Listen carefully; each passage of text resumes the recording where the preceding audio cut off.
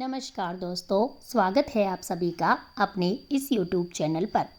दोस्तों, आज हम सुनने वाले हैं एक साहूकार और साहूकारनी की कथा, जिसे हम सकट चौथ व्रत कथा के नाम से भी जानते हैं। एक बार क्या होता है, एक साहूकार और एक साहूकारनी थे। वह धर्म पुण्य को नहीं मानते थे। इसके कारण उनके कोई बच्चा नहीं था। एक दिन साहूकारनी पड़ोसन के घर गई। उस दिन सकट चौथ था। वहाँ पड़ोसन सकट चौथ की पूजा करके कहानी सुना रही थी। साहूकारनी ने पड़ोसन से पूछा कि तुम क्या कर रही हो? तब पड़ोसन बोली कि आज चौथ का व्रत है, इसलिए कहानी सुना रही हूँ। तब साहूकारनी बोली, चौथ के व्रत करने से भला क्या होता है? तब पड़ोसन बोली, इसे करने से अन्न, धन, सुहाग, पुत्र सब मिलता है।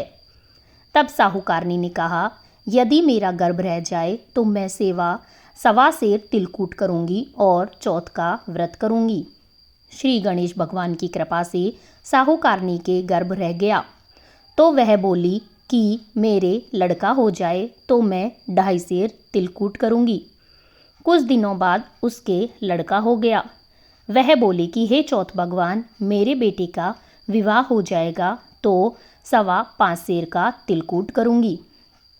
कुछ वर्षों बाद उसके बेटे का विवाह तय हो गया और उसका बेटा विवाह करने चला गया, लेकिन उस साहूकारिनी ने तिलकूट नहीं किया। इस कारण से चौथदेव क्रोधित हो गए और उन्होंने फेरों से उसके बेटे को उठाकर पीपल के पेड़ पर बिठा दिया। सभी वर को खोजने लगे, पर वो नहीं मिला। हताश होकर सारे लोग अपने अपने घर को लौट गए। इधर जिस लड़की से साहूकारनी के लड़के का विवाह होने वाला था, वह अपनी सहेलियों के साथ गणगौर पूजने के लिए जंगल में दूब लेने के लिए गई। तभी रास्ते में पीपल के पेड़ से आवाज आई, ओ मेरी अर्धब्याही। यह बात सुनकर जब लड़की घर आई, उसके बाद वह धीरे धीरे सूख कर कांटा होने लगी। एक दिन लड़की की माँ ने कहा, मैं तुम्हें अच्छा खिलाती हूँ, अच्छा पहनाती हूँ, फिर भी तू सूखती क्यों जा रही हो? ऐसा क्यों? तब लड़की अपनी माँ से बोली कि वह जब भी दूब लेने जंगल जाती है तो पीपल के पेड़ से एक आदमी बोलता है कि ओ मेरी अर्धब्याही। उसने मेहंदी लगा रखी है और सेहरा भी बांध रखा है। तब उसकी माँ ने पीपल के पेड़ के पास जाकर देखा, यह तो उसका जमाई ही है।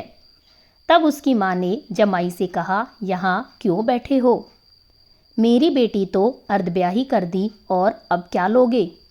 साहूकारनी का बेटा बोला, मेरी माँ ने चौथ का तिलकूट बोला था, लेकिन किया ही नहीं, इसलिए चौथ माता ने नाराज होकर यहाँ मुझे बिठा दिया।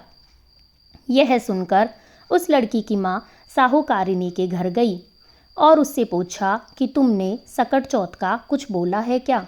तब साहूकारनी बोली, तिलकूट बोला था। उसके बाद साहूकारनी बोली, मेरा बेटा घर आ जाए तो 2.5 मन का तिलकूट करूँगी।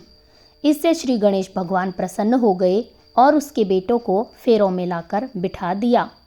बेटे का विवाह धूमधाम से हो गया। जब साहूकारनी के बेटा और बहू घर आए गए, तब साहूकारनी ने 2.5 मन का तिलकूट किया और बोली, हे चौथदेव, आपके आशीर्वाद से मेरे बेटा बहू घर आए हैं, जिससे मैं हमेशा तिलकूट करके व्रत करूंगी। इसके बाद सारे नगरवासियों ने तिलकूट के साथ सकट व्रत करना प्रारंभ कर दिया। हे सकट चौथ, जिस तरह साहूकारनी को बेटे बहू से मिलवाया, वैसे ही हम सबको मिलवाना। इस कथा को कहने और सुनने वालों का भला करना। बोलो सकट माता की जय हो, सकट चौथ की जय हो, श्री गणेश देवता की जय हो। हरिओम श्री गणेशाय नमः।